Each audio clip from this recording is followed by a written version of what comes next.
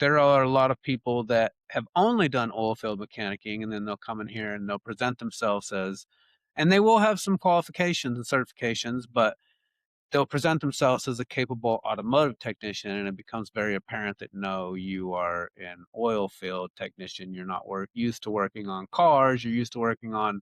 They have the same motors a lot of times on those rigs, but they're out there in the open and they're hooked up totally different. It's not necessarily going to spin up the same way that your Google Business profiles are spinning up. Okay. Um, and I'm not saying that the answers are night and day, but the presentation of that is different. Welcome to the Garage Grit podcast. And as you know, I'm your host, Brad Herlock of AA Shop Marketing, a digital marketing company for auto repair shops. And we're going to have another conversation, another Origin Impact Series conversation with Drew Camp of Wall Street Automotive in Midland, Texas. And thank you, Drew, for being on the show. Thank you for having me again. You bet. And he said again, that was appropriate because he was recently on the panel where we talked, and I think it was episode 69, where we talked about how to define the marketing budget for your shop and what that looks like. And that was an interesting conversation. When I hear that topic, I think they're going to give me a mathematical formula. I think they're going to give me a dollar amount or a flat percentage. And maybe we did, maybe we didn't. You're going to have to go listen to that episode and figure that out for yourself. How about that? So episode 69, go check it out. It wasn't everything that I expected was, I had some expectations and I didn't necessarily hear them on that panel. So it's absolutely an interesting one. And as I suspect, this one's going to be a fun conversation as well. Now, Drew again is wearing a jacket, even though he's in Texas, because it's a little bit cold down there for what you're used to. So, what do you got going on? How has the cold impacted your business, if at all? So we don't do well with snow and ice here. We don't have any salt trucks, plows, anything, because this doesn't happen very often. And we actually got quite a bit of snow. And it happened mainly over the weekend, but it was still everywhere on the ground Monday morning and Tuesday, black ice everywhere. And you have trouble bringing in customers because everybody just kind of stays home during that. But we have plenty to work on, staying busy, catching up. We're always playing catch up. So you really see it now later in the week. A lot of things that have happened during the ice. You'll also get busier from a lot of the body shops. There's a lot of wrecks. People don't know how to drive on snow and ice here. And then when they get busy, they sublet out a lot of their stuff that they try to do in house whenever they're not busy. So we'll get all that work next week. But this week we've gotten a lot of things. The cold will break a lot of things here because people aren't always the best about adding the correct amount of antifreeze. It doesn't freeze here very much, but when it does, everybody freaks out. And so, yes, we have got quite a bit of work on that. Suspension stuff messed up from pieces of ice being stuck on their components or whatever, and just a whole bunch of stuff like that. But um, it does slow things down because nobody really knows how to drive down here in ice or snow at all. I'm sure it's no problem for y'all up there, but it's like a rare event here. So I have a general rule when I see people on our local Facebook groups and they're like, "Hey, how are the roads?" My first thought, I don't publish this because I don't try not to. My wife says I'm a jerk, but I don't want everyone else to see that side of me, right? So I don't comment on the Facebook group, but I'm thinking if you're asking, don't drive because yeah. So, I mean, it's either you're comfortable with being aware of the elements and then responding to them in kind. I mean, ice is ice. So that's how that goes. But if it's just snow, then, you're probably golden. Again, if you have that kind of background or you're used to that, as you said, but as you're also saying, nobody down there is. So, all right. So it was slow at first, and you were just playing catch up and you were playing catch up with, like the jobs from the prior week that you were kind of finishing and knocking out. But were you able to get parts delivered? So no, nobody was delivering parts. I was me. Manufacturing parts in the back? Well, I a lot of the times we'll have for the jobs that are bigger, the parts are already there, ready to go. But you might need a gasket, something there, or there's a couple things I had to go get the whole job for, quick selling ones. And I I even shagged some parts, but my delivery driver shagging parts mainly. But I help out when there's no delivery drivers and stuff. I mean, I'll do everything. I've done everything from I've started out, busting down tires and doing oil changes at my dad's gas stations, to cleaning the bathrooms and filling the things on the gas station, taking the trash out, all the way from working in the office, now the boss, whatever, service writer, parts department. I've been in every department. The only thing I haven't done really professionally, not to say that I don't turn wrenches, but because you know that even the shop owner has to get out there and turn wrenches sometimes. But I've never been like a full-time technician, but I've done pretty much every other position, including when I was a kid, basically the janitor, and it helps you learn everything. Right, right, no doubt. All right, so I heard a little bit about your background as far as how you came to into the shop, and so your dad owned a shop, and it was a gas station slash shop. Is that right? So my dad, before I was born, so I'll go back a little bit even further. My dad, his father died at a really young age. He was 9 when his father died, and he didn't have a father figure in his life, and they were pretty poor after that, and he lived in Amarillo, and there was a guy that had a gas station just right across the road, a little bit down the street. Really nice to my dad. My dad was kind of hanging out there with him, just kind of hanging out, needing a father figure type person. He took him under his wing. I don't know if he really paid him at first, but he showed him how to do stuff at the shop, and he learned how to do that. And he moved out here to Midland because my uncle had moved here, and there's there's not as much opportunity in Amarillo. It's more of a farming community, whereas this is the oil field community, and there's a lot of money here. So he moved down here, opened up his first gas station, was actually the youngest independent Exxon dealer in the nation at one point, Richard Camp. And he, we had between Midland and Odessa, which I said last time, Odessa is our sister city. We're kind of like a double city. Between Midland and Odessa, he had, I think at the height, he had 8 different Exxons, which were each had like 3 to 4 service bays in them each, and you'd have at least one technician there, and then people that do oil changes, fix flats, rotation, stuff like that. And we sold tires and gas, but we might have had a vending machine, but we weren't a convenience store. Well, Exxon started going through, and that's where I started out. I started out whenever I was 15, pumping gas, cleaning the floors, doing oil changes, fixing flats, the basic grunt stuff. And I, along around, I want to say, late 90s, they really started trying to pitch, we're going away from the service station model. It's outdated. We want to do convenience stores. Around here, they call all the Exxon convenience stores Jacks. I don't know what they call them up there. I think that's kind of our area's thing, but they want us to put in all these convenience stores. Well, we had no interest in being 7-Eleven owners. We're motive people. So they each one had different timetables when, hey, you have to actually renovate and change, or you have to lose your franchise. So we started getting out of that. Um, Found this shop that was fairly new, that needed was not it was a brand new shop, and it was not in the best hands ownership wise, and it was an opportunity to get a nice big good building. This was back in, I don't know, the late 80s, very early 90s.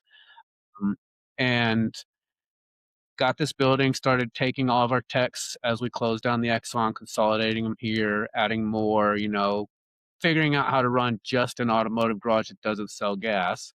And that was about the time I went off to college. I went to Texas Tech, which is in Lubbock. Uh, Went there for my business degree, got that, learned about business. But I mean, I don't know if you took courses for business school, but you get I some did. out of it, but you don't get as much as you think you should, or at least that was my experience. I got a lot out of it, but I was kind of like, yeah, I kind of knew a lot of this stuff too. Right, because you were around it. Yes, And your dad owned a business and you were around it, right? And so there's no better teacher than experience and environment. Like you can learn the textbooks all you want. And I'm not anti textbooks, but I think they all have their time and place. But I'm with you. I also have a business degree, and I'm sorry, I learned more from just being around my parents exactly. and then doing it. And I'm So not saying I didn't get a lot out of my degree. I got a lot of stuff, and it was an experience I wouldn't trade. But mhm. I like you said, yes, you learn a lot more in the real world than you do in a book.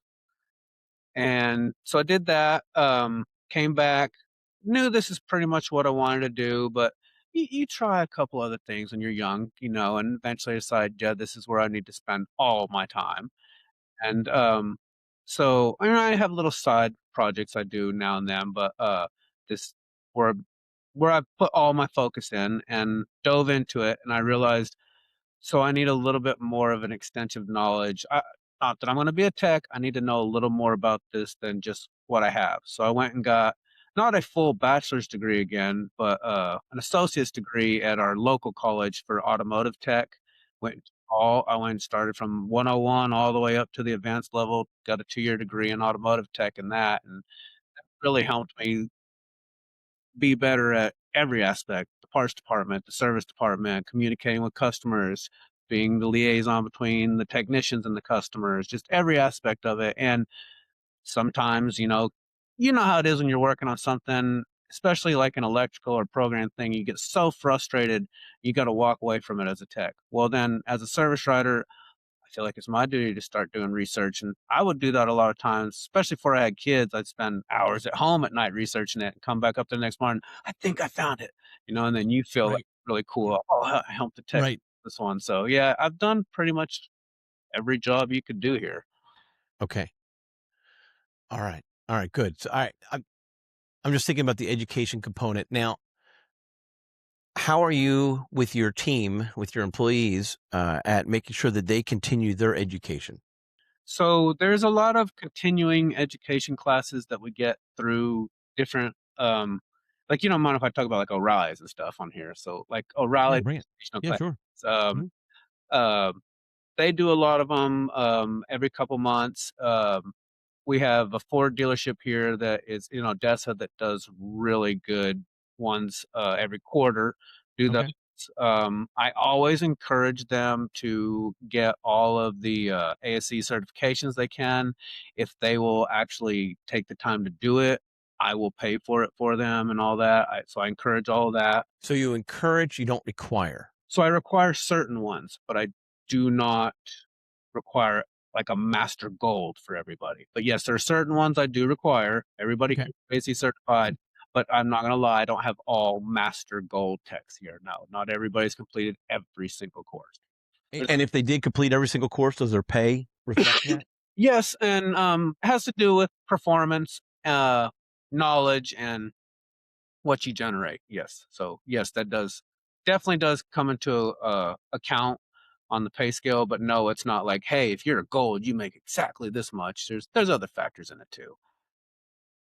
But they can expect a bump with more knowledge, Absolutely. even without ratcheting up their performance per se. Yeah. I think they will naturally because they have more knowledge. They will be more effective. But I expect them to be better. So yep, yes, I will offer them more. And if it's turns out, hey, you just have the patch and you're not really that guy, which that really hasn't never happened with these, then I might have something to say. But yes, they usually get a little better deal. okay, all right. And what about the front of shop? I mean, what are you guys doing for training for the guys that aren't technicians, the guys and gals? I don't even know if you have women working with you or not.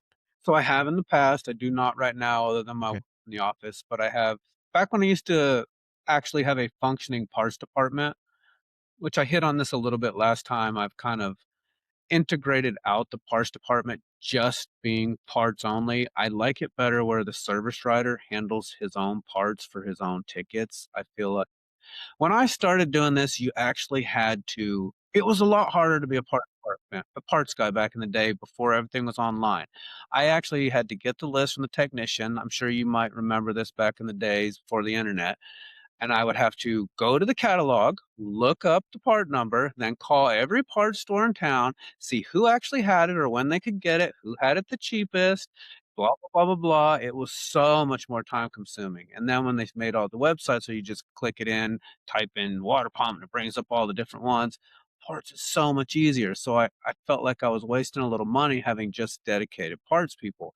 So I kind of retrained my service department to do their own parts, and every now and then there's certain people that are better in the service department than others with parts, so we help each other out. But um No, so that's interesting. Can I ask a little bit more about what you're talking about? But first, I want to frame it with the other side of the coin. And it sounds like came from the other side of the coin. So I think you're going to be a good person to ask about. On episode 54, there was a guy that jumped in on it was a panel conversation, and he jumped in, and it was Dale, and he jumped in talking about how he has done a better job at creating more consistency by having a single parts manager, and then that person was providing the service writers with, here is the, here are the parts, here's the cost.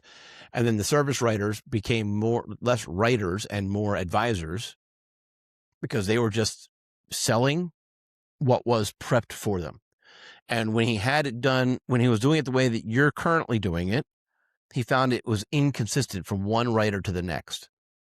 So I have found that that happens if you don't really show them how you want it to be done. And some people follow leads better than others, and each person has their own certain selling technique. And I, in my experience, it's kind of the opposite from him. And I'm not saying he's wrong. It might be different for his shop. It probably is. But in my experience, if they actually, before they really, I mean, they knew basically what the parts were, but if they actually have to sit there and look up the parts and figure out, they're going to have a little better of understanding of explaining to the customer exactly what it is, because they've had to get a little bit more hands on. Hmm. But I found Okay. ways. I'm not saying that my Interesting. way is the only way to do it, but that I found that works a little better for. Listen, and you're touching on a point that actually is kind of a theme, if you will, of this entire podcast. And so, if you're listening this far into this episode, thank you for still being with us. I think there's going to be a lot more to the conversation, but let me just kind of interject that if you're trying to grow your shop, if you're trying to figure out what's best for you, I think hearing different perspectives from different experiences from different shop owners from across the country, and you're going to be able to kind of weigh in and figure out what's best for you and your shop after you've heard different ideas. And so that's what we're doing on the podcast. This isn't a do 1, 2, and 3. This is here's what we're doing. Here's what works for us. And and then I go and I share another story on what works for them. And it may or may not be different. It also might be a regional difference, right? Like Cincinnati, Ohio is a considerably more metro area than Midland, Texas. I didn't do a population check, but I'm pretty sure that Cincinnati, Ohio has more people. Should we check that? Because that's where the other shop owner was from. So between Midland and Odessa, there's about 250,000 people here. Okay. So it's actually bigger than you think. It is. So it only shows up at about 100 or so for each city, but there's a lot of rural people that don't get counted, and transient oil field people that get counted on census other places, but Okay. they're here most of the time. So But yeah, according to a quick Google search, Cincinnati still has you beat, but only by like I'm not 75,000. Cincinnati. So it really is comparable, is what I'm saying. It's very Between similar. Midland and Odessa, I'd say we're comparable to Cincinnati, but just Yeah. alone, Yeah. yeah, we're not as big as Cincinnati. Okay. And we're not as All right. cool as Cincinnati. Not that I've been to Cincinnati, but honestly, it's, So, there's not well, very so to do here other than work. what do you when you hear Cincinnati? What do you think of? What's the first thing that pops into your mind? Skyline Chili. Okay, all right. For me, it's the Reds and Pete Rose, Okay, yeah. and so like like, yeah, like I don't care about his stupid decisions. He should be he deserves to be Did in they the. let him in the Hall of Fame I, posthumously? I think they did I think after he died. yes, I think they finally did. Yeah, I think I read that, and Which, I'm just like, uh, it's about time, right? So it's but I mean, he had the most hits in baseball. Like that's just it, right? So, and growing up, like he was, one of the guys that I look towards because I really appreciated, uh, Charlie Hustle. I really appreciated that aspect, right? Like nobody seemed to actually put in as much effort in getting to first or getting to the next base or seemed like he tried as hard as he could, even though he wasn't the biggest guy or whatever, and he right, had a lot of heart. And you kind of feel bad for him because it wasn't like he was betting against the team; he was betting for his team. I mean, right. no, you're technically not supposed to do that, but it'd been one thing if he was making his team tank to make money. He just said, "I'm going to win. I'm going to bet on it." Right, right. It was right. I am so confident and that I will throw money down, right? And so, yeah, that is wildly different from trying to rig the game. Yeah. Uh, because the other team's still going to show up with the anticipation of winning. And so I don't know. Did he ever pay the other team to tank so that he could win his bet? Probably not. That would be I weird, never right? but who knows? Who knows? Anyway, I he deserved to be in long before he was actually let in. And so, but anyway, Cincinnati to me, I think Pete Rose, even though he played for the Phillies when I grew up, like and I'm from Philadelphia, so that's actually why. Philadelphia sports, right? You're all about that. Not all. I don't pay much attention to basketball. So I'm a little bit different. I'm all about the Dallas Cowboys because Okay, that's been my team since I was a kid. That's my main thing. But I really love the Yankees. My mom is from up in Maine, and all cousins are just diehard Boston Red Sox fans. So to credit them, when I was younger, I got a Yankees hat. I just got on the Yankees bandwagon, and then they started winning a lot in the '90s, late '90s, whatever. And I've always liked the Yankees since then. And even weirder, I'm a West Coast basketball guy. I always liked the Lakers because one of my family members was really into the Lakers, had lived in LA, and I would watch games with him and got into the Lakers early in my life, and then Shaq and Kobe and all that. And just so it's weird. I'm like kind of well, I've got all the teams that are like the legendary teams, and it seems like I just picked them because, but no, there's a story why. So yeah, I'm the all over, story behind each one. all Okay. over the place. Well, you're in the Cowboys region, so that's still kind of like your home Oh yeah. team, right? So that still plays. Yankees, I don't even know what to make of that. I We mean, used to have at AA Shop Marketing, we used to have a surcharge that we would put on people if you're a Yankees fan. We don't do that anymore. But we're not good enough anymore. Yeah, you don't have to be jealous of us anymore. That's awesome. That was a good reply.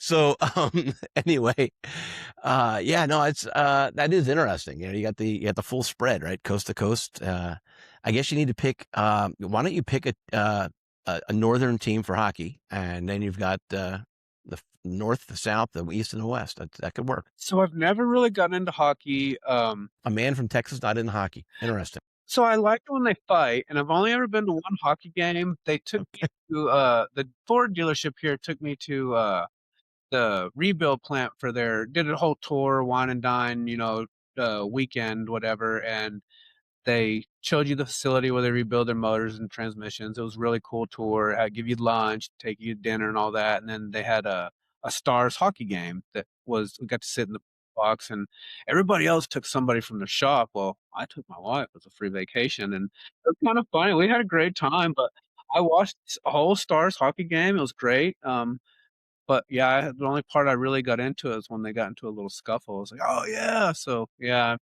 I they're skating and hitting a puck, and I don't really know what's going on. Hopefully, it goes in the net. Other than that, I'm pretty clueless on hockey. Right. Okay. That's fair. That's fair. My the Maine all play hockey, but no, not me. We don't have any ice down here. Well, you do right now. Well, okay, Get out there. Come it's on. Get melted. a stick. I've got a little bit of a snowman left in my yard, but that's it. Oh, it's already melted, already gone? It's pretty much all the snow is melted. There's a little bit of ice at night when it freezes, but no, everything's back to pretty normal here. Okay. All right. So the slowdown at the shop was just for that, the first 4 days for the most part. So it wasn't like, and it wasn't like oh my gosh, we got to shut down the business or whatnot. It was just a backlog of work that you were able to catch up on. The phones rang a little bit less, but now you even mentioned about how you're expecting an onslaught of calls from body shops. Oh, it's And already so started, yeah. what's that? It's They've already started? oh yeah. As Okay. soon as they get, So I do a lot of sublet for them. if a shop is interested in doing more of that type of work, then and they wanted to follow your footprints as far as how you got into those doors, like what happened? Like, are they just are body shops just doing a Google search for? Uh, no. Okay. So again, I would think it's relationship driven, right? But You took the words out of my mouth. It's all about personal relationships. It's not that I will actually go out and solicit my business to them, but you run into these people at the body shop places at automotive related events around here or whatever, these O'Reilly's classes, whatever. And it's just about walking up. shaking hands, introducing yourself, letting them know, hey, if you need anything, here's my card. Love to work with you, all that stuff. I'm sure you have issues where you've done all this work to a car and you just can't get this one stupid light to go off. Bring it to me. I'll help you out. I know how to write all the stuff for insurance to where you'll get paid your sublet, and you you do somebody right, a couple times, they'll be a good customer for life. And so I have a lot of the body shops in town that come to me. Okay. Now, are they doing their own ADOS, or are you doing their ADOS? Or after they get it done with you, they then have to take it to another place?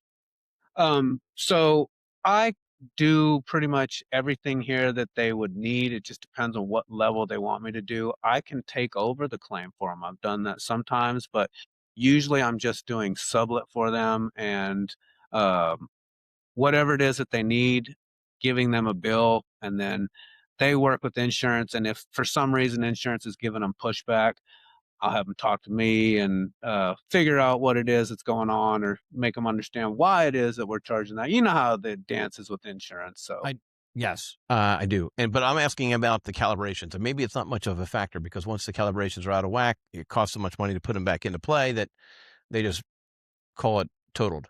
But you tell me, like, what's happening with, recalibrating the vehicle for the radar, for the cameras, for those automatic sensors? so a lot of the domestic ones, we can do that. We have the setups for them, but I'm not going to lie and say like I have the one for Nissan and stuff like that. I don't have Hmm. everyone, so even I have to sublet out sometimes. And Oh, that's interesting. So the body shop comes to you and says, "Hey, I need these things, and these things may or may not include ADAS."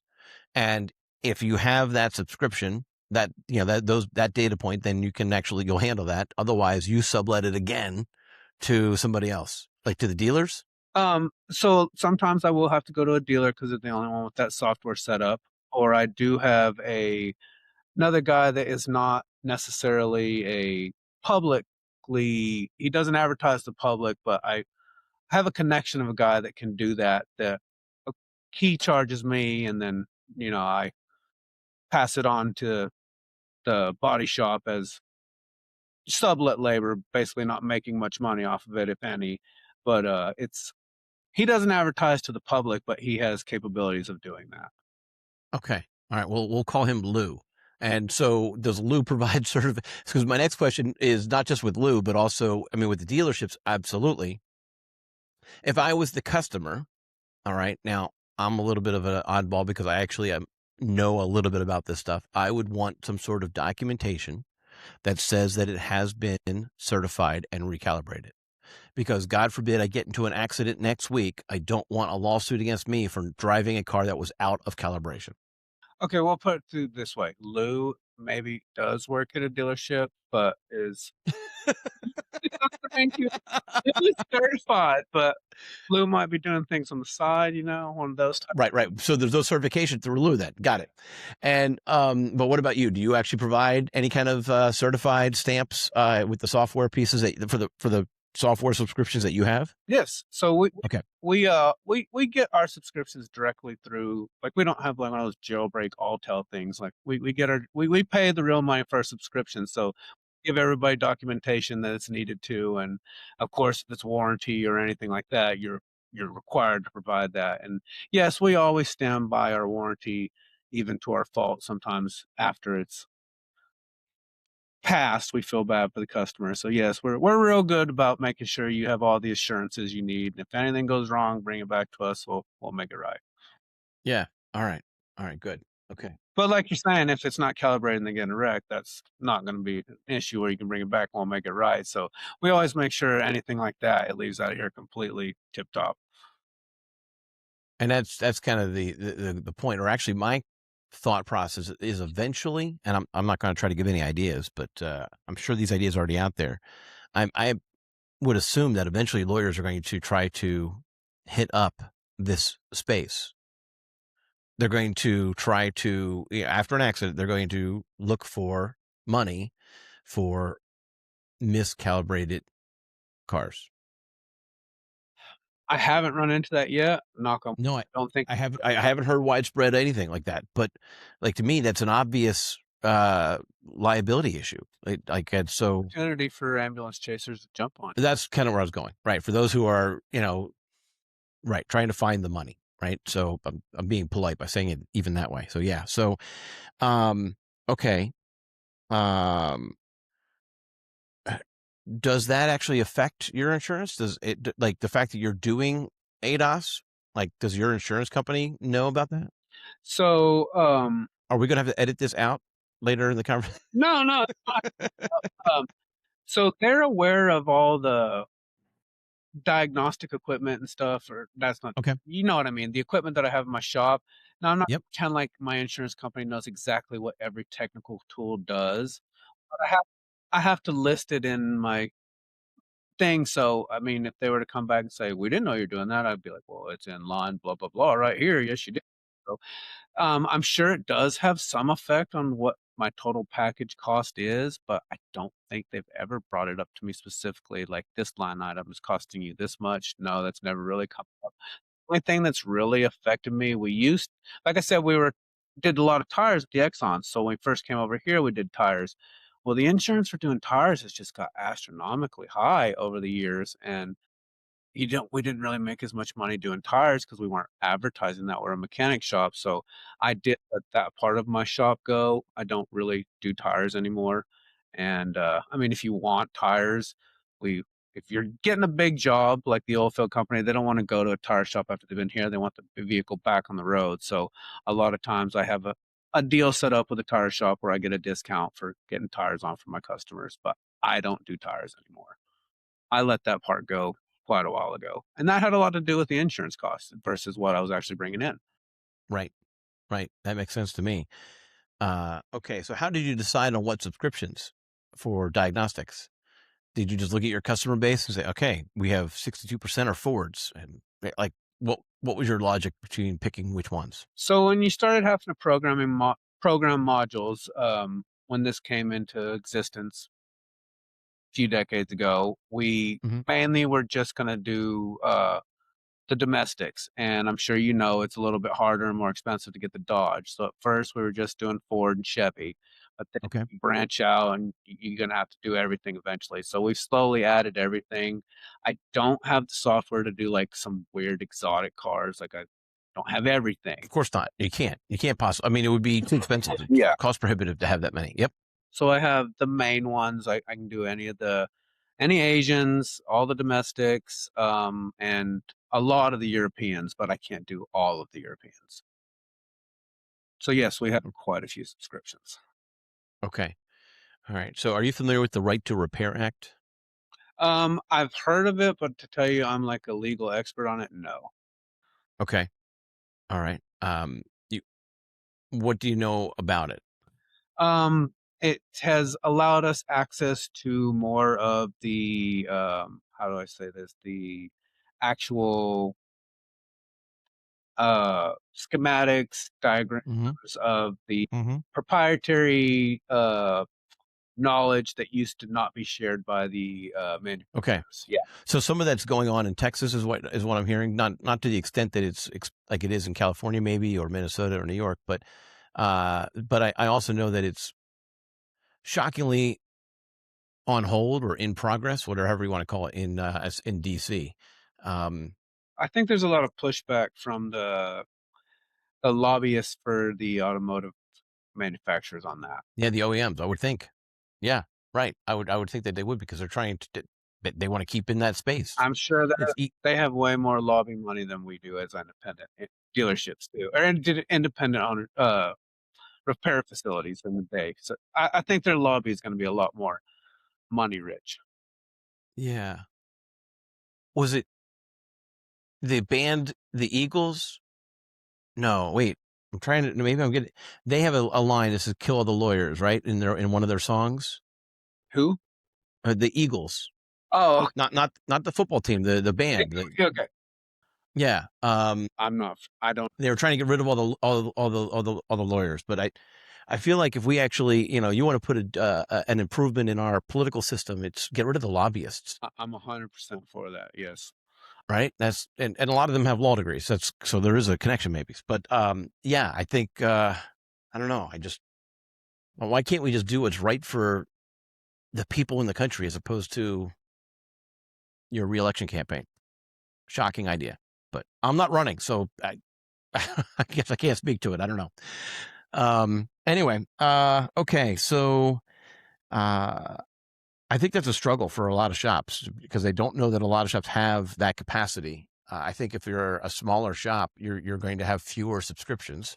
I think if you're a smaller shop, you're going to have fewer abilities to or fewer connections for uh, those the body shops that are in town. And you've met all the ones that you have connections with through Riley's training type Oh, stuff. no, different places. I mean, that was just one example.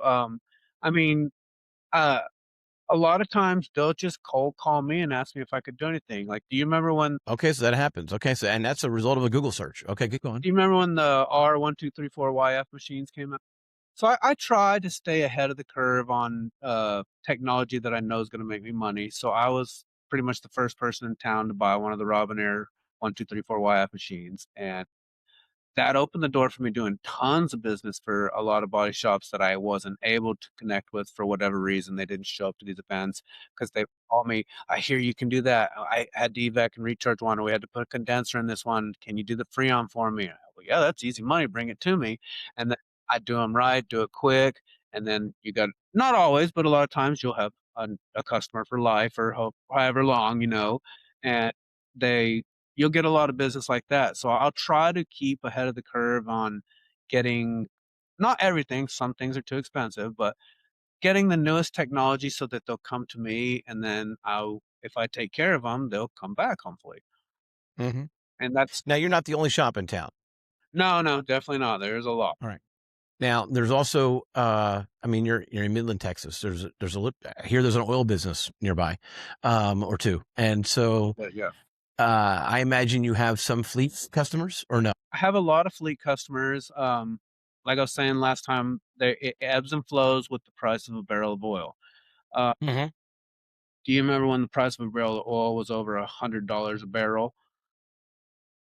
I, So you probably I don't pay attention to it. Here, it's like I almost I don't. Right, exactly. I mean, I pay attention to the price at the gas pump, which in Pennsylvania is 80 cents higher than it should be because we have one of the highest taxes in uh, in the country, right? So I think our gas tax is 75 cents per between federal and state. I think it's like 75 to 80 cents per gallon. A little bit, right? And because the real reason it's criminal, in my opinion, is if you ask 10 people, I bet you only one of them is actually aware that the tax is that much or already built in. Like it's not like sales tax in Pennsylvania is 6 cents, right? So you buy something for $100, you pay $6, right? Like that's annoying, but it's not a big deal. Can you imagine, like if it was 80 cents so we on the? have so many hidden taxes here in Texas. We don't even have state income tax. It's one of that's really nice this time of year. And Do you have an extra bedroom that I could kind of move into? actually, they're all full. I would like, if I could, I had enough time and money, I'd like to have another kid, but we're out of bedrooms. We got a four Build bedroom house and three daughters. So yeah, I have to have a couple kids bunk up. But yeah, you can come live. well, yeah, no, I'm going to stay in Pennsylvania. We get snow, and I like that. But yeah, so it's but the gas tax in and other taxes in Texas are friendlier. So that's what you were talking about. Go ahead. We're a really fair tax state, and I don't even remember where I was going with that. But yeah, we you will see with the oil industry. Okay, now I remember what I was saying. Like here, the price of a barrel of oil, you'll see like how like the banks will have the sign. I'll tell you the time and the temperature.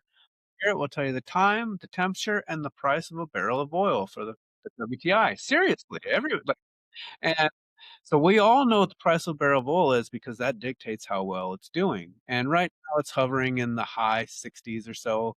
Um, it's going up a little bit since the tensions in Iran. And so we will when you watch that, you'll know how much fleet work you're going to get. When the price of barrel of oil is right here, you get some because they're pumping, but they're not drilling as much. And it's when they're drilling that you will get a ton of work because they tear their trucks up when they're out there on new land. When they're pumping, there's already established roads. When they're drilling, they're going out in the middle of nowhere and they're tearing those trucks up. And when price of barrel oil is especially up over $80, or like when it was for like 10 years, it was really good after all the Iraq invasions and all that. And that's no coincidence that Bush and his oil companies are from here in Midland, Texas. That happened. We were making like $120 a barrel of oil. And when that was happening, we were drilling, like we were just punching holes in the ground everywhere they could. It was crazy. These oil companies would bring me their trucks and they would beat them to crap. And they would literally be like, just fix everything. Don't really call me until it's ready. And I don't care what the price is. Just have it done as fast as you can. And can I pay you extra to put me at the front of the line? I'm like, well, I can't really do that, but I'll take care of you really quick because you're a good customer. And it was crazy good money. We making money hand over fist when the price of a barrel of oil is $100 or more a barrel, and you have a ton, like half or more of, at least like more than 50% will be fleet work, oil field trucks, and those are gravy because you're fixing everything. But when the price of barrel oil is right here, a lot of times the trucks will go longer, plus they're just mainly pumping where there's established roads. There's not as many repairs. And uh, also, I've noticed that, do you remember after, I don't know if you can even say this word in a podcast yet, but uh, the pandemic, I don't know if you can say the COVID word yet. Sometimes you get banned for saying that. You might Right. beat that. We'll find out. Yeah. I mean, Uh, not the first time we've talked about it on this show and how it affects the shops. I don't think it's like that anymore, but it was like a taboo subject. It was for a while. Yeah. So Right. after COVID, you remember how it was really hard to buy a new car? Like there was no new. Mm-hmm. So Mm-hmm. we had a lot of business fixing up, used older Sure. cars, and they were pulling. Price of barrel oil went completely negative on. It was April 20th, 2020. I'll never forget that day. It was the first time I ever seen the price of barrel oil go negative because everything shut down from the pandemic, and pretty much everyone got laid off. All the trucks got put into the fields.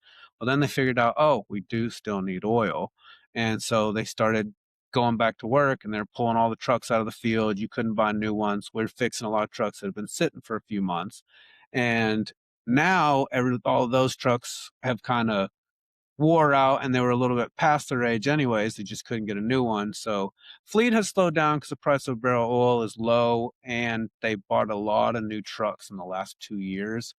So I expect in the next 2 years after that, even if the price of barrel oil doesn't shoot up crazy like it was, I'm going to see a lot of these new trucks breaking and coming in. So fleet work ebbs and flows with the actual price of a barrel of oil, but there's always plenty of work to do here. And when the price, Now, is that every shop's experience? Does every shop when the price of oil is just right, is every shop inundated in Midland with fleet work, or did you have to establish a relationship to actually get in the door for these companies? And how did you do that? do have to establish a relationship with them and maintain it. And a lot of them use these fleet companies that a lot of people, they're a headache. I'm not going to lie. You got to go through a middleman that's trying to micromanage and pinch every penny off that they can. You're familiar with ARI and things like that. So fleet companies, a lot of these oil field companies will use those, and they are really a pain in the butt, especially for service providers. They're tedious, time consuming. Well, I advertise very prominently that no, I don't have any problem working with those. So that helps bring a lot of them in. It's just you kind of have to go a little bit of the extra mile to get the oil field work if you want to get a good stream of it. And some people are happy not doing that because oil field companies, they are a little bit pushy. And if you're a new business, they so our terms are net 30 days if you have an account with us, which a lot of the oil field companies, they really won't do business with you unless their guys can just come sign and they'll send you a check. Well, it's a well-known fact here in West Texas, oil field companies, net 30 days really means net 90 or net 120. They send it to you in a few months. A lot of new shops can't float that, so I get that. Right. And so Right. I've been established for a long time, I can do that. So I am able to do that. That helps me. So it's the old. I feel like there should be an increased cost for that. I feel like if a shop need if a company needs to float it for 120 days, then okay, well, if you put it on your credit card and you incurred that much interest, that would be X dollars. I'll do a third of that and keep it for myself. I mean, if I'm going to be your bank for 120 days, like yes, no, you're nodding your head.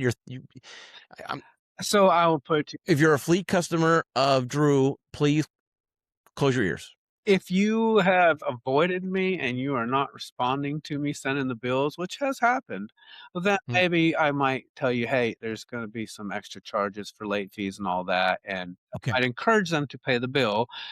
But usually, no, I'm pretty lenient about that because you have to kind of be like that to get a lot of fleet work in Midland. That's the price of Yes. being that's the price of entry into the You fleet world. just Okay. kind of know that the oil field companies, they're so big and so rich, they drag their feet for extra 60, 90 days to pay their bill. And if you want to do business with them, that's the way it is. It's kind of one of those deals. Well, I think you hit the nail on the head, right? If you're a smaller shop and you want to get some fleet work, you might not want to start with a international conglomerate. Mhm. Like start with the local HVAC guys with 5 vans on the road, right? And because they're gonna pay a little bit faster, I would think. Mhm. Do you have any of those size fleets in your Oh, yeah. So I'm customer base? mainly just oil field companies. I mean, we do all kinds of different fleet work for, plumbers, electricians, whatever. Okay. They're more just local guys, and they don't have any problem paying their bills on time. And Yep. I mean, not always, but it's mainly the oil field companies. They're entitled to it, and they know that's the way it works. So that's just the way they do it. Yep, yep. All right, so back to, and I think that's still, even though you're saying it's specifically oil field, I think you're in other areas in the country, those larger companies are going to be like, I am the big fish. You do with what I want you to do, and that's kind of how that plays. When it comes to the smaller companies, right? So, how did you come across, Joe's Plumbing? How did he become a customer? I don't know. Did you actually even have a Joe? Uh, Maybe you did. Not specifically at Joe's Plumbing, but Okay. like the plumbing, electricians, whatever businesses. It's more just kind of I get a feel for you. Of course, we have credit apps, and we have to vet you and all that, but it's kind of just more of a feel for you. Do I know? Yeah, but how they get into your shop in the first place? Again, was it you're out and about in the community and you're meeting these people, maybe chamber events and those types of things, or was it uh, is it usually a Google search and then you fill out a credit app and find out whether or not they qualified? A combination of those. I mean, as far as me going out there and drumming up the business, I'm on like things like the Midland Small Business Development Corporation, things like that, and I'm a very active in my church and other charity things. But I will meet people just out and about, and they'll, you get to small talking. What do you do? Hey, on the garage. Oh, well, I've got 7 trucks that my whatever construction crew, whatever, and I need a guy to do repairs. Can y'all do a fleet? Yeah, yeah, yeah. They'll come in. The first few times they'll pay with a credit card or whatever, and they're like, "Can I set up a charge account?" And after then, I usually have a feel for them, and so yes, I'll set them up a charge account. I might not be like, "Hey, just charge $100,000 real quick," but Right. yes, and pretty soon whether they're reliable or not. And Hmm. Okay. Okay. And what are your terms with is it also 30 for them? so it's net 30 pretty much across the board.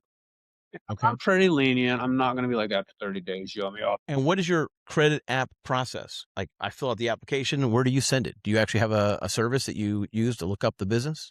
So I can vet it through my insurance carrier basically for a fee. And I do that sometimes, but usually it's me calling around and talking to other people that they have charge accounts with, because I ask for references, seeing how fast they Okay. actually pay their bills and stuff, and just Yep. just old school. Hmm. I do a lot of the vetting myself. Yeah. And you kinda, not always, but you kinda can get a feel just from dealing with them for a month or so, whether you trust them or not. Right. Right. Okay. Okay. All right. So, I don't think we talked too much. I mean, people probably have a sense already, but I don't think we actually talked about the size of your shop right now in this episode. We did in the episode on the panel, but if you're listening to that and you're trying to get a feel for how many bays do you have there? How many guys you got S working? How many cars you're processing? Tell me some of those details. 24 bay under 1 roof. We don't have a door for every bay. We have, Hmm. 4 doors, drive-in doors, but And those are always open. so unless it's, like, freezing cold like last week, yes. Right, I right, right. We open. we talked about how keeping the door open was marketing. Yes. So, so anyway, go ahead, keep going. So, I will, Sorry, tell me again what we're talking about. You made me lose my train of thought. We're the size Size of size of sorry, shop. size of Size. Yeah. sorry. So 24 bays, I usually run about 6 techs. Sometimes I'll run, a another tech if I'm training somebody or if I have run 7 or 8 in times, but 6 is a good number for here. And, Why? Why not 12? Why not 2 bays per tech? Why not 1.5 bays per tech? Why not have 18? so I really don't hire the lower level skilled techs. I have had tried doing having lower level techs just to do like oil change, things like that. And I find I make more money by having skilled techs that know what they're doing. And I found that when you have too many skilled techs in a shop this size, you get a little bit more competitiveness than is necessary, and it actually makes productivity go down a little bit. 6, 7 is just my magic number that I make the money off of. People have told me, "Why don't you have so many people in here?" And I just, well, I didn't make as much money, so I go with what worked better. So I don't have a concrete answer for you on that. I've just found 6, 7 is my sweet spot. Interesting. Okay. I know I'm curious because you've got a ton of space, right? And so it seems to me that you'd be able to process 4 times the number of vehicles if you had the staff, if you actually had 24 technicians one per bay, one per lift. And I don't know. But maybe like you're suggesting, maybe that comes with other headaches that make things less profitable per job. That and so it is really hard to retain employees, good technicians here. Hmm. Oilfield is very competitive. They pay very well. Mm. And so you can get a job being basically an oil field. Did I lose audio? Something happened. Can you still hear me? Oh, it froze. You there, Brad?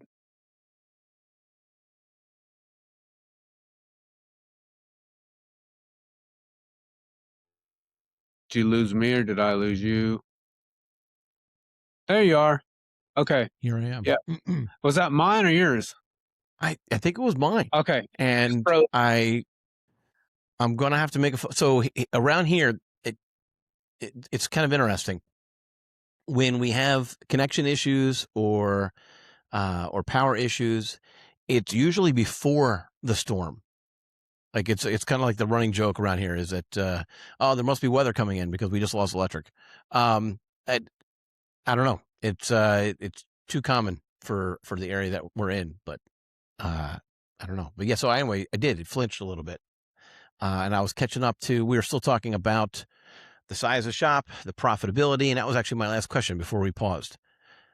Was the profitability? So if you could review that with me again, did you just find it is more profitable per car at 6 or 7 versus 24? all right, I'll be completely honest with you. If I run too many texts, I find that they're not quite to my skill level a lot of times. Okay, And and that goes back to the competitiveness of the oil fields. They're grabbing so many of the great techs. Are there even 24? Or are there even 12 techs available at that level? That the minimum level that you have a higher bar, and to have that many at that level, good luck finding them in this area. so, I mean, it's not always like this, but as you'll find, it's kind of like you run into bad timing when you have a bunch of qualified techs come up out of nowhere, like, "Hey, here's my resume," and you're like for somebody, and you're like, "Well, I'm solid full," and then you try to make room for them, and it works. And then whenever you like have 1 or 2 techs unexpectedly leave or whatever, get sick or something, I got to quit, or then you can't find techs, you know. So it's one of those. It's not always. Sometimes you get lucky and it times out just perfectly, but you do have to do kind of job searches around here, and you have to be competitive with the oil field. And um, there are a lot of people that have only done oil field mechanicing, and then they'll come in here and they'll present themselves as, and they will have some qualifications and certifications, but they'll present themselves as a capable automotive technician, and it becomes very apparent that no, you are an oil field technician. You're not used to working on cars. You're used to working on. They have the same motors a lot of times on those rigs, but they're out there in the open and they're hooked up totally different. And It's a different beast than working on a car and diagnosing a running problem. So while they seem qualified and on paper they are, once you get them in here, it's Not a fit. yes. So you got to watch out for that a lot. Okay. Hmm. It's kind of Okay. unique. So I'm just thinking about you were saying about hunting on the job boards. Um I had I'm trying to remember what episode it was. I had a guest on the show, and he was telling me, Kevin from Minnesota, he was telling me that every day, his routine every day, he starts out by going through Indeed, going through job applicants, even if he's not hiring.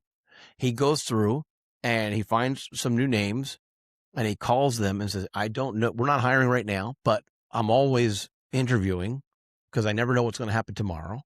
And would you be interested in having a conversation with me just to see whether or not you're a fit, and we'll keep you on the short list. Like, he goes through that process every day. That's a pretty intense. I can't imagine a lot of shops do that. How often are you fighting to find new people, even if you have a full bench? So I probably should do it more like that guy every day, but that's a lie. I usually, if I'm happy with my crew, maybe twice a month, I'll hop on there and see what is new, talent pool, and filter out the white noise and have, oh, these are possible ones. And what I do with it, it depends on how busy I am. Sometimes I'll actually make a file or a list or something, or sometimes I'll just make a little mental note or something, and hey, that guy looked like he was pretty good. Maybe I could give him a holler. But as far as actually calling him in for a preemptive interview without a job spot, I probably haven't done that. I have found people that were looking for jobs on there that just were amazing, where I was like, hey, I could make a spot for you. So that has happened. But no, I don't. I'm not as on top of it as that guy is. So I'll be Okay. honest. Well, I think most jobs aren't, right? So I was actually surprised that he was telling me that every day that's a part of his routine. It was like, and I imagine there are days where he misses, right? There are things that come up, but I mean, that's his typical routine.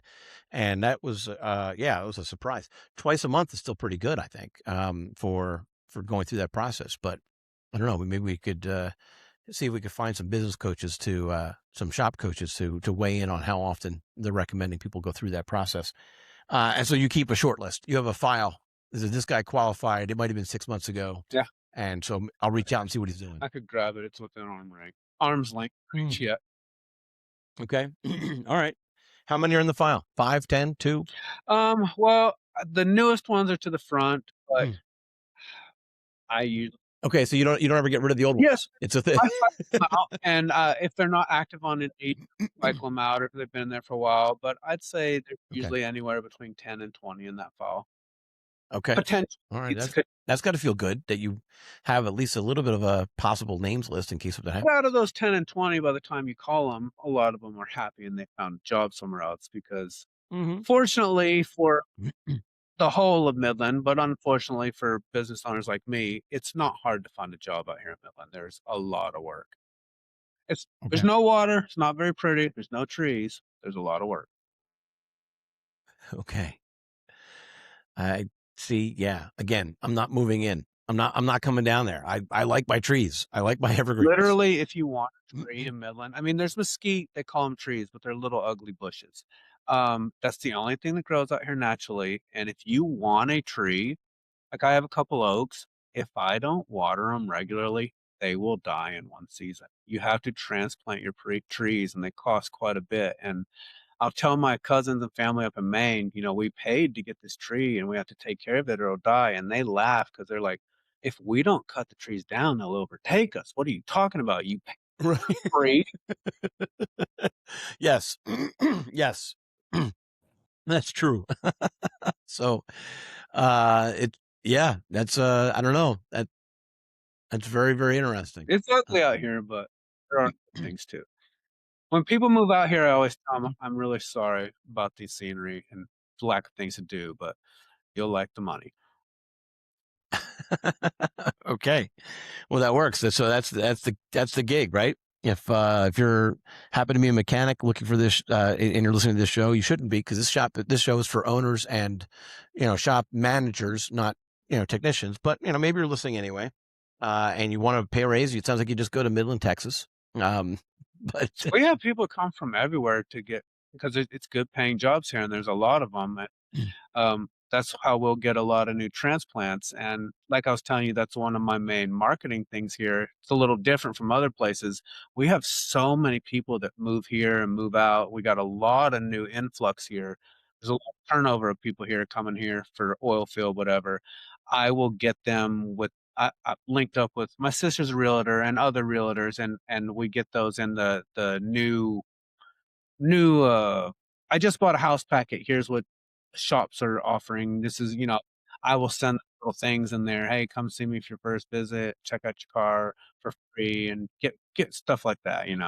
Get them a good customer because they have no idea where to go in town. So before you even have to go on Google or ask, you already have that right there. Hey, I can go to them if I have a car problem. So I do that a lot here in Midland. It works a lot well here because we have such a big turnover of people moving in and out because of the oil industry. So you surprisingly no. I have found that a lot of the other ones will do like the coupon mailers, like $10 off an oil change and stuff like that, where those are effective. But I have found getting the new people in here and taking care of them right the first time, you'll get a customer for life or as long as they're here in Midland. right. So For their life in yes, Midland. I Yeah. found that is way more effective than like the blind just anybody.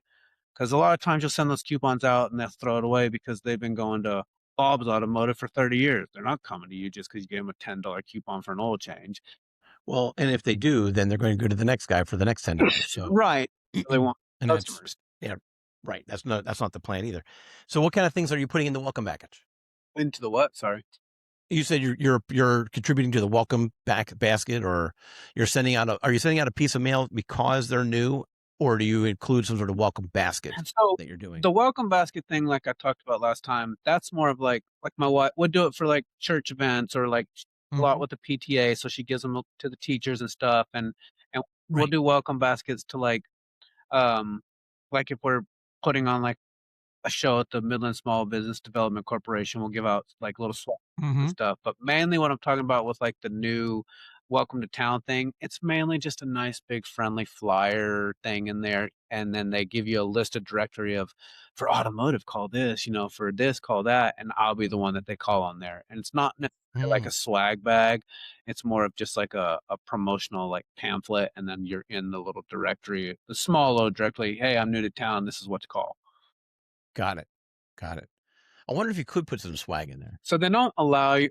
I haven't really asked, but they've never told me that that was an option. Okay. If it was, what would you put in? Um, so I would say flowers because I liked his idea last time, but I don't think that would work. No, I'm just joking. Right? I don't know, mate. We talked about how bad pens are last time, so not a pen. And I don't know if anybody liked my idea, but I really like putting like my name on the tire gauges and giving them just Okay. tire gauge. That works. And I found the little flashlight keychain multi-tool Yep. things. Those go over well. Yep. So different thing. Okay. All right. And so, do you have? I just had an interruption of service. Do you have power outages there? I can't imagine.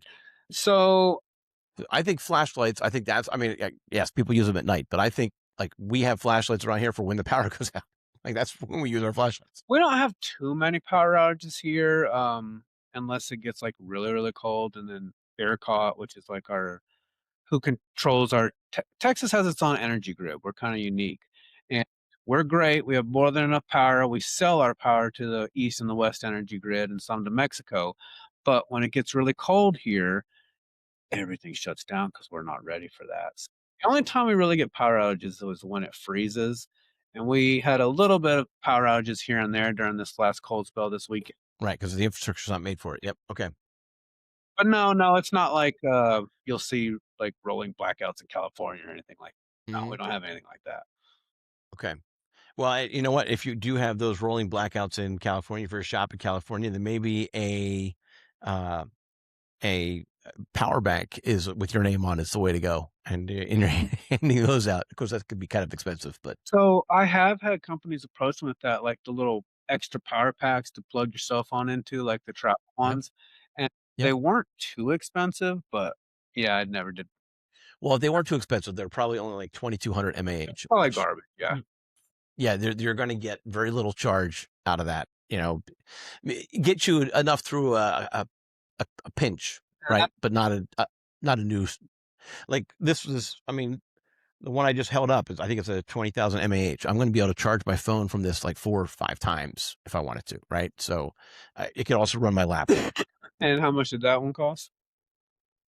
Well, this one is not branded, but I want to say $40. That's not that bad, but yeah, that's a little No. high to give out to just freebies. Well, right, right. So you find a happy medium. You find a 10,000 mAh, and we actually had those all the time. And in fact, no, I don't think I have one handy. But if I did, it would be we had a 10,000 mAh one that we used to give out with that was branded, and I don't know. It was you didn't give it out to everybody. You gave it out to the people that you wanted to remember. You wanted fleet customers, the ones that you're going to be able to get, 10 jobs from or whatnot, right? So, or more. And really, it kinda depends, like, if I'm going to, like, a golf tournament, well, I'm gonna bring branded golf balls. If I'm just Mhm. depends where you're going. If I'm going to Now, so are you a good golfer? Because I usually take the golf balls with my competitor's name on them, so that when I hit it through the window, they call them instead of me. Is that so this is what I do when I golf. I play putt-putt with my kids, and I okay? try to drive the ball. If I actually do contact the ball, I have no idea where it's going, so no, not Okay, a golf player. okay, No. My my in-laws live on a golf course too, and I know I'm not a golf player. I just that's a sport I've never played. Played a few sports, but never golf. okay. All right. I enjoy it. I'm not all that great, but I enjoy playing. So I joke about the You're right. competitors, but that the competitor's name on the golf ball. But we used to give out golf balls with the company name, and it was I occasionally thought about like how often are these going into people's windows and I'll like make it I didn't think about that. Yeah. so Never go there. Yeah. right. I mean, so yeah, I don't know how that would respond or whether that matters, and that's why I made the joke about I use my competitors' golf balls for those because of my Really good idea. If I ever start a window business, I'm gonna brand a lot of golf balls with my name on on the window and know exactly who to call. yeah, yep. So okay, all right. Well, I don't know. We've been chatting for about a little over an hour now, and this has been Has great. it been an hour? Oh my goodness. Yeah. Wow. Yeah. And I feel like we could keep talking. I don't know. Is there anything in particular that we should be talking about that we didn't cover? We talked about the size of your shop. We talked about the kind of your origin story, if you will, like where how you got into the business in the first place.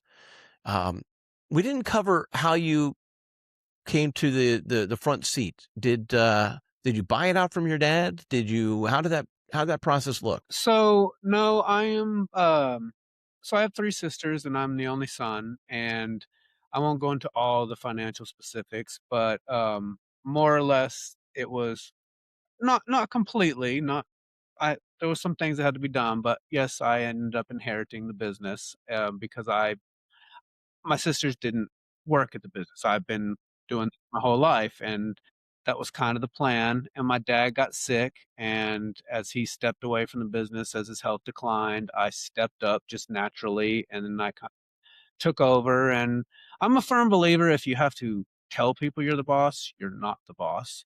So it's just kind of one of those things where they just saw me taking over, and before long it was just I was the boss. And then when he passed, it was a natural transition. And my mom is still around, so it's not like it's just me. She's still around, and my wife is, uh, you know, she's the real boss here. You know how that works. She runs the office. She's my boss. Everybody has a boss, and so it's uh it's family owned business. Always has been. I more or less. It's a little more complicated than that. Inherited the business, but there was a lot of challenges to that, learning curve, learning how to be the boss and all that. And Um, I was I'm very proud of myself. I was able to do things once I had full control of the reins that, um, perhaps my dad was apprehensive to do because it was, different generation, and I found that was very successful, and I just had to have the freedom to go out and do it, and it brought a lot of business. I'm not saying every one of my ideas was a home run, but, it's been nice to see it grow because of the things I have done just myself. So you said you inherited. Was were some of those ideas applied while you were still working with your dad? Um, Well, let me tell you where I'm going with this.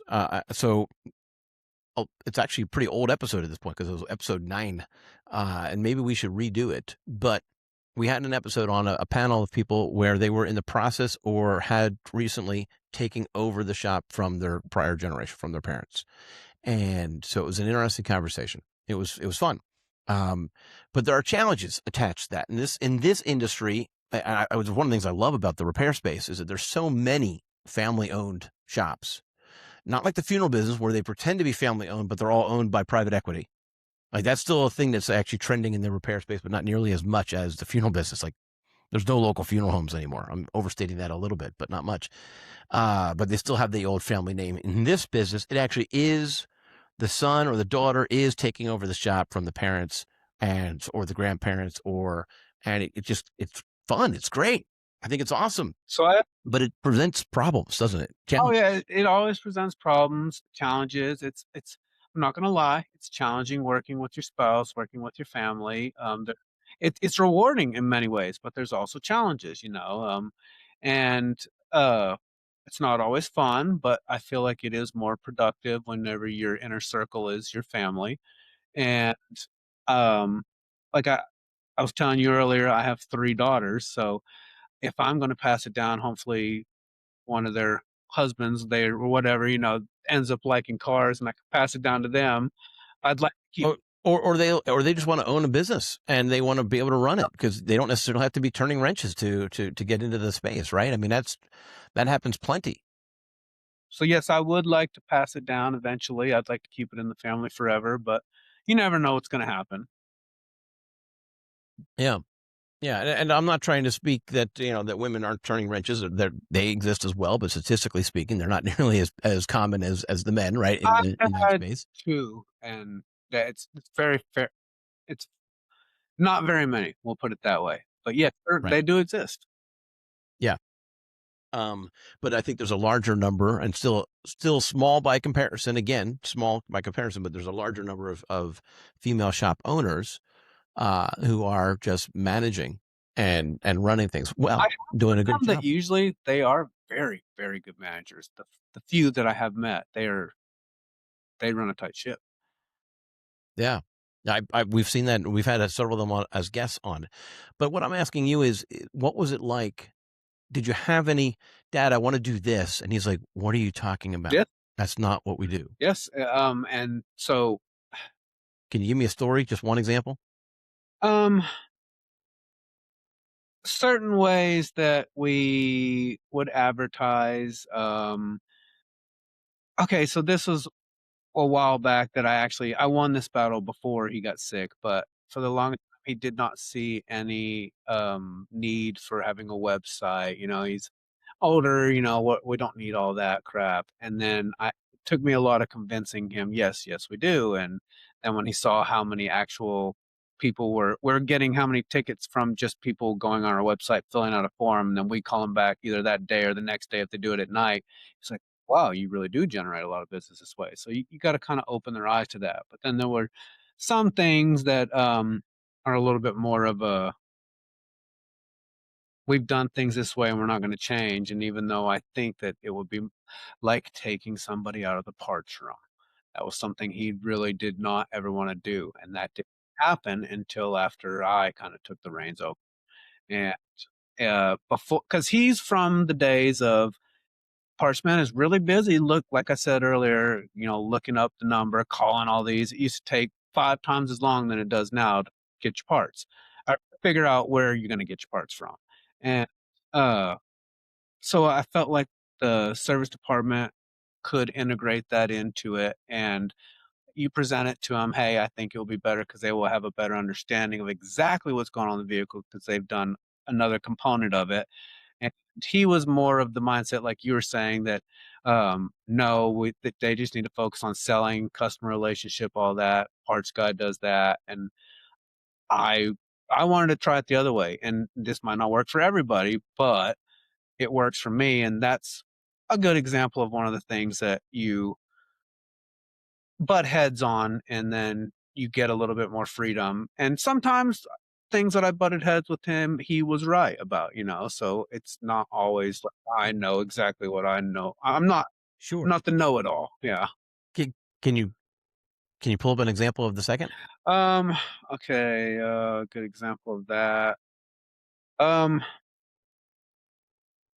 so you try to be a little bit more flexible and a little bit more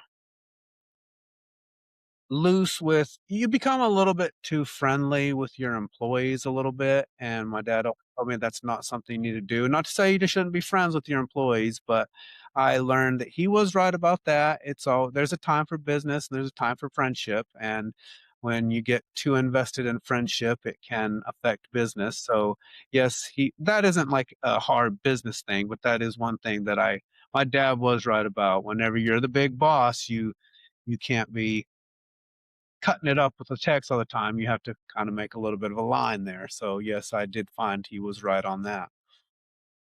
Yeah.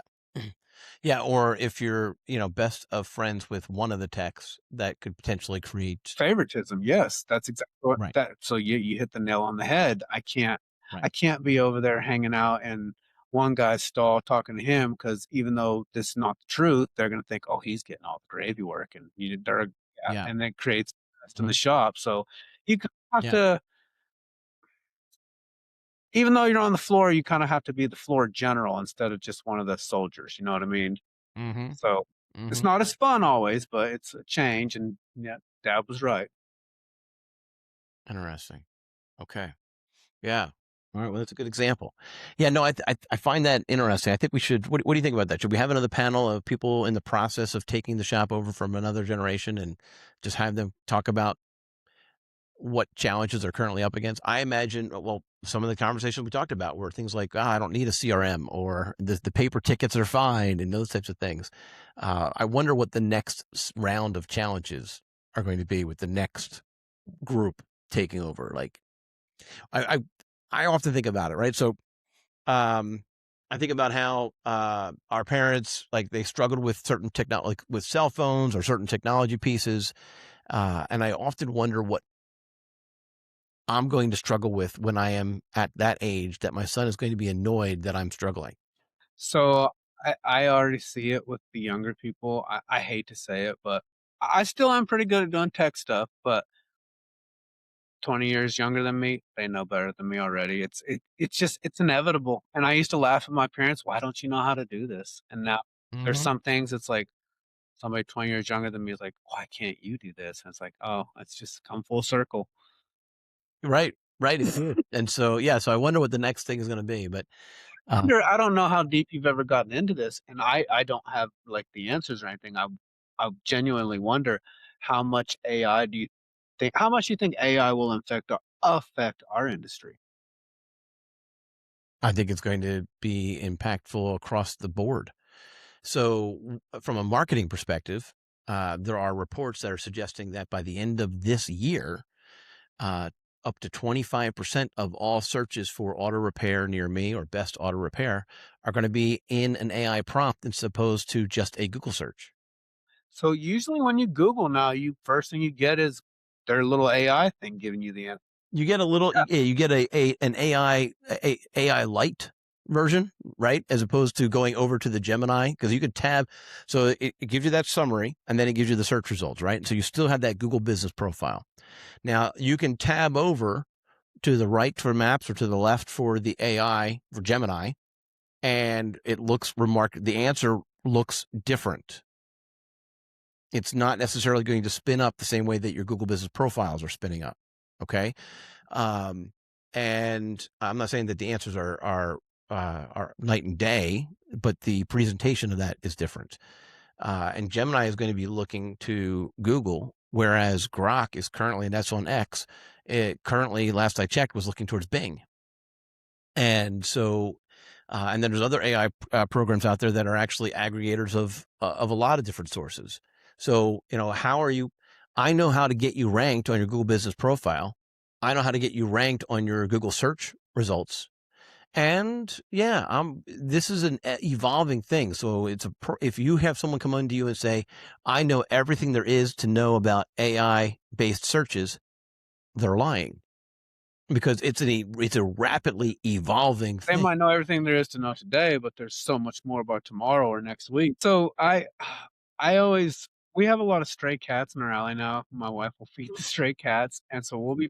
Okay, wait, so you're gonna get more stray cats. Keep Oh going. yeah, yeah, yeah. It's inevitable. So there's always like 3 or 4 cats that are running up in our driveway when we're pulling in. She'll be backing in her car. Um, she drives the family mover, so she parks in the garage. So we're backing into the garage, and it'll freak me out in the rear view camera. Like, I think she's gonna smoke these cats, run them over. She's like, no, no, no, no. Grew up on a ranch. They'll move. They know what they're doing. Never runs over them. I don't understand it. I always think you can smush those cats. So yeah, Right, I guess dogs aren't like right. cats. Uh, so the smart ones are they'll move, and so that's how that go. I don't know. That's kind of how I feel about it. I mean, I get that there are certain dogs that end up with a pattern, and you got to train them a little bit to make sure that they don't get into the habit of chasing cars or eating poop. But by and large, yeah, they need to get out of the way. Something's coming at them that's a lot bigger than them. Even if you're a tank, you should know that you need to step to the side. Like, it just seems basic to me, like survival basic. But um, if you don't see the 5,000-ton thing coming at you and you don't respond, then you will get run over. And right now, the 5,000-ton thing, or five ton thing that's coming at you, is AI. And so, you like how I brought that back? He's telling you, so the 5-ton thing coming at you, you better be prepared to address it. And so we're researching it almost every day. We are studying how to better we're studying every day on how to make sure that our customers are coming up on those results. And a lot of times it's based on how you write the content for your website. But and I actually talk a little bit about that in the marketing playbook that we put together. So I don't think that one marketing program is the exact same thing for every single shop actually works. I'm a big believer that you have a framework and then you adjust it based on each shop, because the idea that Cincinnati has different, the customers in Cincinnati have a different perspective and need versus the ones in Midland, Texas. That's a real thing, right? So you've got to pay attention to each shop. But you have an overarching framework. And if you wanted that playbook, like, we put it out there for people. We had a webinar and it's available for people. They can go to addi.me/2026 and you can go get that playbook. And in that playbook, I talk about the type of content that you need to be writing for your website to make you more likely to come up in AI based searches. But as you pointed out, it's evolving constantly. And so it's entirely possible that by the end of this year, that playbook will look a little bit different. And when it does, we'll have already written it, because we are studying it as it's changing and adapting as it's changing. We are adjusting to the 5-ton thing that's coming at everybody. So how is AI going to be involved in a shop, you ask? Well, for one, I can tell you it's going to impact the marketing. For two, I've heard of people using AI at the front desk to aid their sales efforts and their explanation efforts. I've done it. So you've done that already. All Not a right, lot, good. but yes, I've done it. It's helped. Yeah, I mean, the reality is, more jargon. That's not a bad thing. You know more jargon than you should be using with most of your customers. So explaining to, hey, here's what's wrong with here's the repair order. I need to explain this to on a 5th grade reading level. That's not necessarily an insult, because if you're not in a space, you need it to be a little bit simpler so that you can actually digest it. So I I am also I'm like everybody. You're a little bit afraid of new things. AI. a lot of people worry about it, um, what it could potentially do or take away jobs or whatever. But I also try to look at it as a positive thing, and use it as a tool. Like we had I've run into this a few times since the first time, and now I know the answer. There is a fuel pressure sensor that goes on certain Dodges, like the '07 to '09s, and it's built into the fuel rail, and it's been redesigned by Mopar. You have to buy a new pigtail, and you have to rewire it. Well, the way Mopar says is what's written in all data and shop key and on all the wiring diagrams. Well, it is wrong. And if you go through certain forums, everybody will tell you, oh, do this, do that, do this, do that. And it was kind of a trial of error, figure out which was telling you the truth. You literally had to go to secondary sources because it was actually wrong in the book. I think they've since now correct, or I know they have since now corrected it, but for a while it was completely wrong. And I went to just AI and it printed it out perfect, so you don't have to watch a YouTube video and have this guy showing you, well, this and that, this what. And it was like, boom, printed it out for me real quick, like instantly. And I was like, this is what AI is for right here. Yeah. Yeah. And I think you're right. I think I'm not as concerned about it replacing jobs because I think it's going to end up being a tool That's my stance, for being more efficient at your job. And the jobs that it will replace will be for the people who never bothered to pay attention to the 5-ton thing coming at them. So adjust, learn how to use it as a tool, and you're fine. I mean, maybe we're going to find out, right? But I mean, that's my approach right now. Is that it's there as a tool. Let's use it and think of new ways to use it, and make yourself more efficient, more knowledgeable, faster diagnostics, whatever the case might be, easier explanations to your customers, changing the way the marketing is going to be, all of the above. But pay attention to it. Stay on top. I feel like it's coming where they're going to say, we have AI that can write your tickets for you. And that's something I'm not interested in that. That would be scary. I see. I think that'll definitely happen. Oh, it will. I think it would be a mistake to just automate it and not have a human eye on it. I feel like some of the lazier people, or not lazier, the people that try to do it in a mass scale will be like, this is the greatest thing ever. And then they'll realize real quick, oh no, there still has to be a person involved in this equation. Yeah. Yeah. Maybe fewer people, right? Fewer people, but you're still going to have people. Yeah. And again, the people that you're going to keep are the ones that have learned how to use it, as opposed to the ones that said, I don't want to deal with it. So it's a thing. And I don't know. You're going to have to continue to adapt. And that's what's nice about being a smaller enterprise. Like, you have more flexibility to it. Uh-oh. Is it almost 3? It's about that time. Yeah. It My is. daughter. Sorry. No, don't be. About 30 minutes ago, we were like, hey, we're going to wrap up. And then it was like a false ending. So those were like, hey, I'm done listening. No, you weren't. We had another good 30 minutes of conversation about AI and history and lessons learned from parents and the other way around. So don't be sorry. It's about time to wrap up. Thank you for being on this episode of the Garage Group podcast. And again, if you're listening in, you need to subscribe, you need to like, and you need to listen to the next episode as well. You're in the right spot if you're trying to grow your shop. And I'm thankful that Drew was with us. And I'm thinking that you picked up a handful of new ideas from this conversation. So Drew, thank you.